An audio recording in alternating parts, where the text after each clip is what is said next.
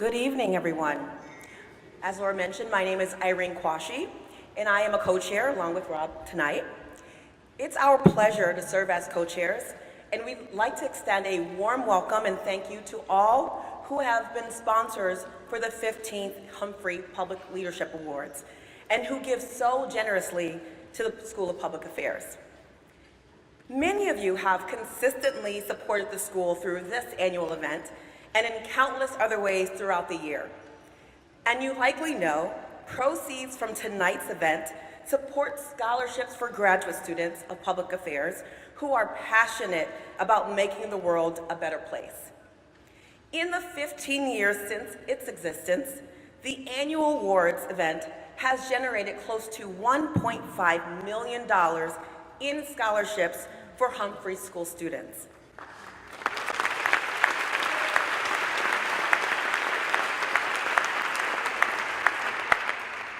That means more students have gone into careers promoting the common good without the burden of student loans. And more students have attained a master's degree that would have otherwise been financially out of reach. The students you support with your sponsorship tonight will indeed change the world.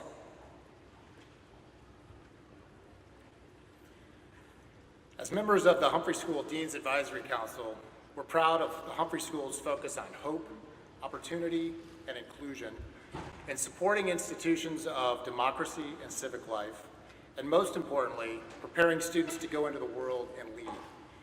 Never has our nation needed leaders with the values of mutual respect, dignity, and collaboration more than we do now.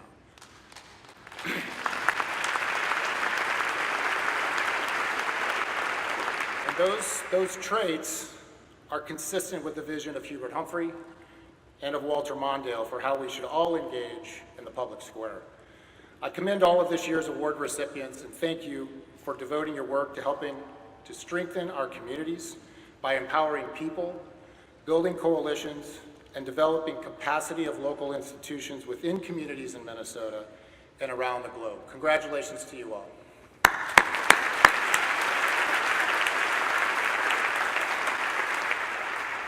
Now I have the distinct pleasure of introducing to the stage our next speaker, a longtime advocate for the mission and the programs at the Humphrey School, the 16th president of the University of Minnesota, Dr. Irene Kaler.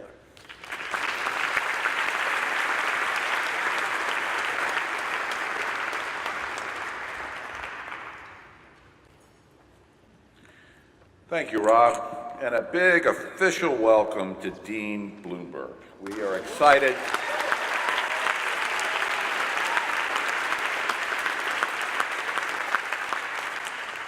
Not every dean is an applause line, and it does wear off with time, but I'm very grateful to see the excitement in the crowd about Laura's appointment, and I'm also delighted to welcome the new Associate Dean, Carissa Slauterbach. We have a great new leadership team in place, and I'm very confident about the future of the Humphrey School. We also have Eric Schwartz here tonight. We're going to say goodbye to him one more time.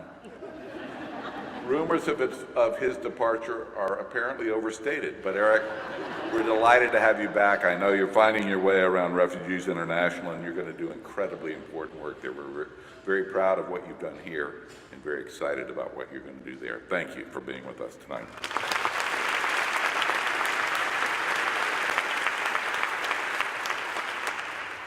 We have a distinguished audience here tonight, but there are a few especially distinguished people that I would like to recognize.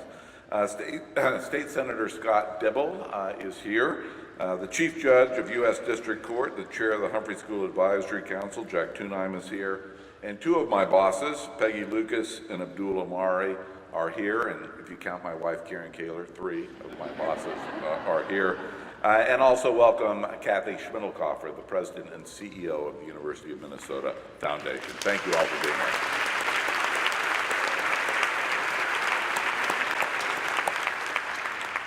Now, most of you know that for the past 160 years or so, we here at the University of Minnesota have been in the business of empowering people, joining coalitions, and helping local institutions grow and prosper.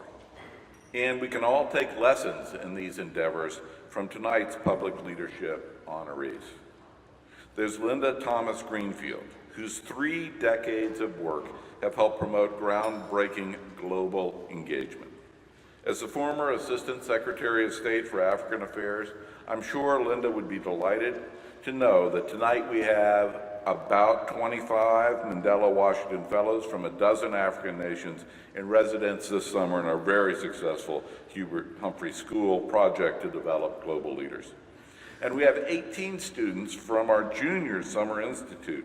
Those participants are entering their senior year of college and taking part in intensive training to prepare them for graduate study, hopefully right here at the Humphrey School. We're determined to help expand access to a new generation of leaders who reflect the rich diversity that characterizes our changing community. We want to inspire the future Linda Thomas Greenfields, a tall order, but we're trying. So with the Mandela Fellows and the JSI students who are here tonight, please stand up and let's recognize them with a round of applause.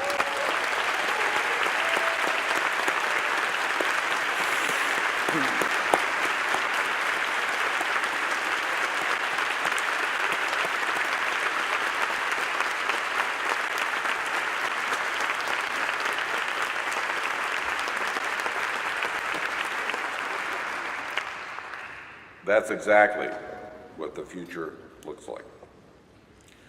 We're honoring the Thor companies tonight, a truly innovative company and among the nation's largest African-American-owned construction firms.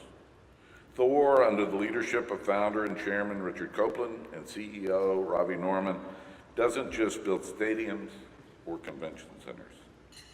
It builds community, it drives coalitions, and it empowers people. Thor continues to help revitalize North Minneapolis, where our university has a major stake with our Research Outreach and Engagement Center, or UROC. And I really like the way Richard frames the conversation around minority businesses. He says they are not underrepresented, they are underutilized. What a succinct and accurate message, Richard. Thank you.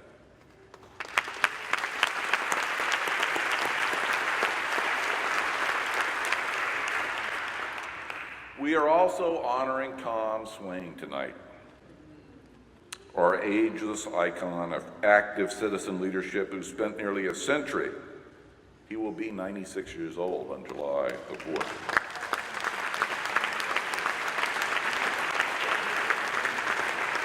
Building coalitions and empowering people.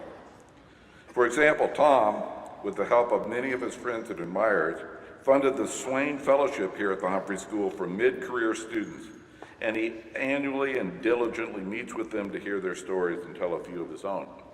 And that's wonderful. But what you have to understand about Tom is that in order to be mid-career, you have to be about 70 years old. You're a gem, Tom. We're delighted that you're here.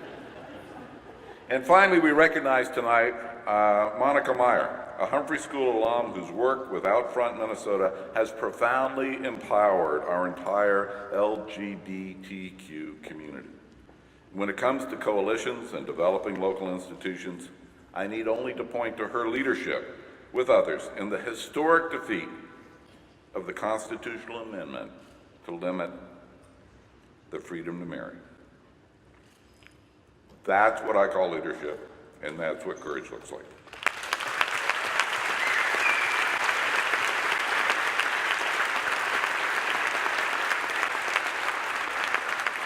Now, when it comes down to it, we in public higher education are charged simply with preparing the future generation for lives of prosperity, fulfillment, and justice,